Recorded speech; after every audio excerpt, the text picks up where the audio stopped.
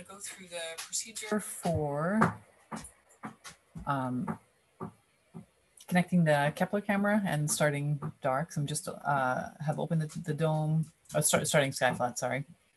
My connection's a little slow here. I haven't homed the telescope yet, but I can do all that later, just making sure that the telescope and dome are aligned. Okay, so we're going to go to MaxMDL. Somewhere, there it is. Get that started. And we're on a demo license, that's fine. We'll just continue for now. And then we want to open the camera control window, so we can either get to it from this icon or from the view here, camera control window. That's good. All right, so for the setup on the camera, we go to setup. We want it to be ASCOM, so that's good. We don't have to change that. We can just look. Okay, and then advanced. We want it to be on Kepler, but just so you know that these are other options in here, like the spectrograph is down here for the guide camera, but the top here is Kepler. So we say okay and okay. And then we have to set up the filter. Sorry, I have a very antsy dog right next to me. Again, so ASCOM is the right option there. And then under advanced, this is really our only one, but it says ASCOM FLI, the filter wheel driver for FLI. So that's good. Okay. Okay. And then we connect.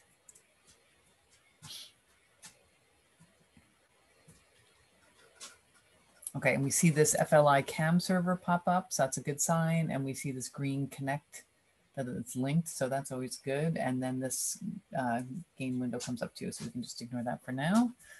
All right, so that's good. And then we just want to check that the cooler is set up right?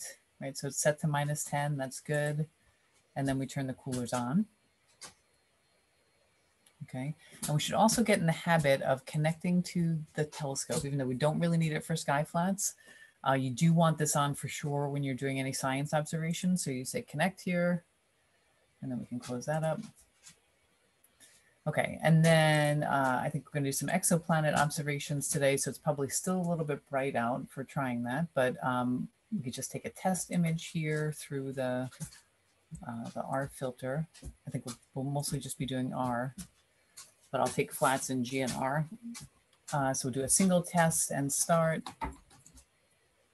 And probably we will be saturated. That looks interesting. And then so if you want to get more details on what the count levels are, you can click here on the little bullseye, and that opens up. Let's make this window a little smaller.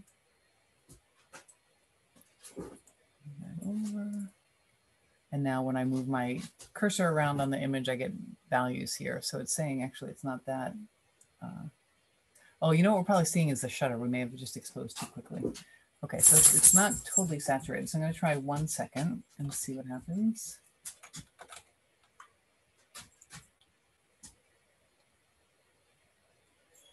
Okay.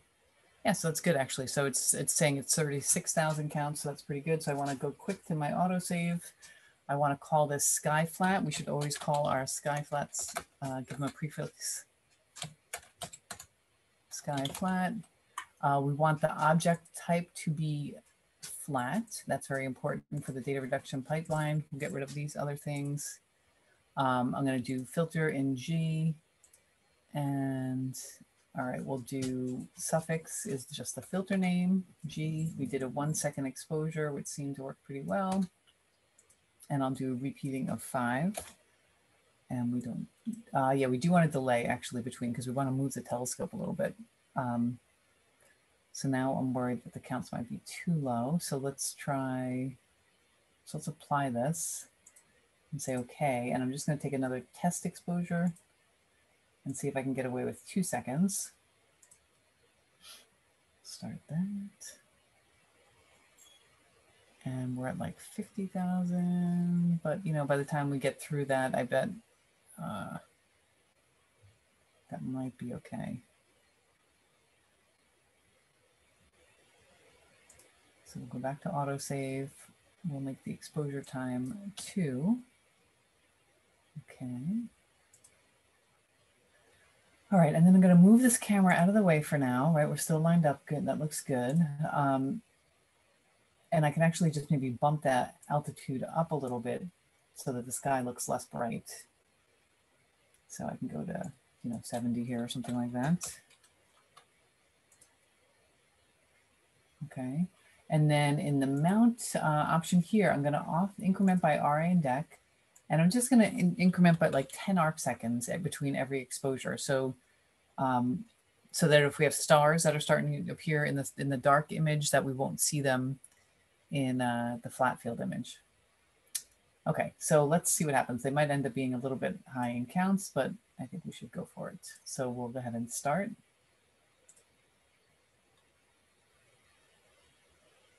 Okay, so it's going to move the filter.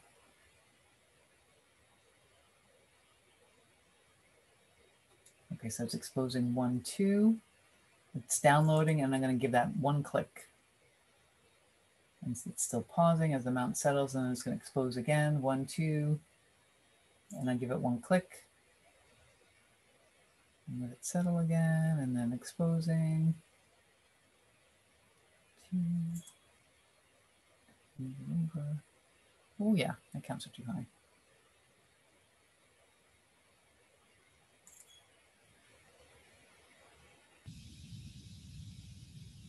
Yeah, my counts are up in the 60,000, so that's not good.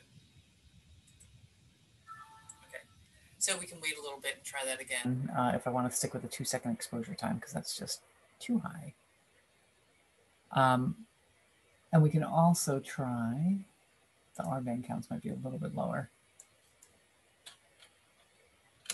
So we would do R and change my filter to R. And apply, okay. And we can start again.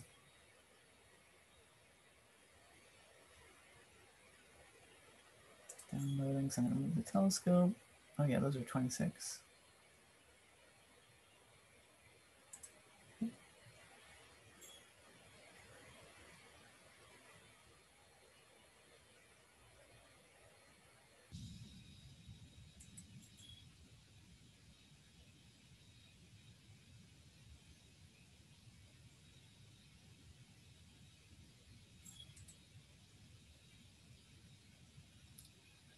Skyflats. You just got to take careful notes, right? If there are some that just end up with too high counts, like the first round in G, we just note that in the log so we can delete those before we try and reduce the data.